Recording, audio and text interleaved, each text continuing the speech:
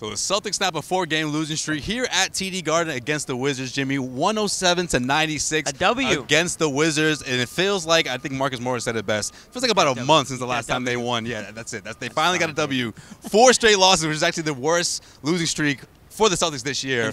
But they finally snapped it. No, not in franchise history. We remember that one. That was like, what, 10, 12 years ago? Talk about 18 straight, and then KG came and changed everything. Yeah. But no, big win, obviously. You know, you got the Houston Rockets coming in here Sunday. Group effort.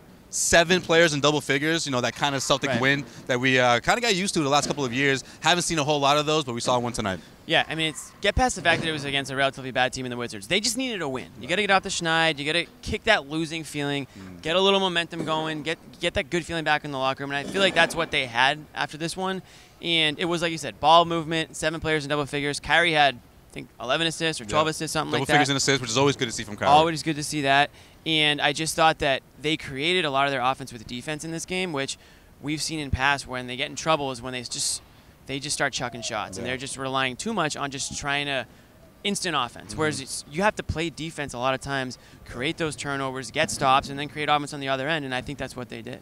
This segment is powered by betonline.ag. Head over to clnsmedia.com/win, and when you enter the promo code CLNS50, you'll get 50% off your first deposit. Thanks to our guys over at betonline.ag. Again, head over to clnsmedia.com/win. That's clnsmedia.com/win. You know, the second half really did come down to defense, especially in that stretch where they kind of ran away with it, got the double-digit lead that they needed, and after that, the Wizards just couldn't really come back from it. No, I think at that point it's just like the Celtics are much more talented than the Wizards are. They've just had trouble sustaining, right? I mean, and even tonight they went up ahead. I think it was 15, and they let the Wizards claw back. And it's the NBA; it's going to happen. But it's happened so often with the Celtics team where you just know it's going to happen. They take that early first quarter lead, they slowly dwindles away, and then we had a game at halftime.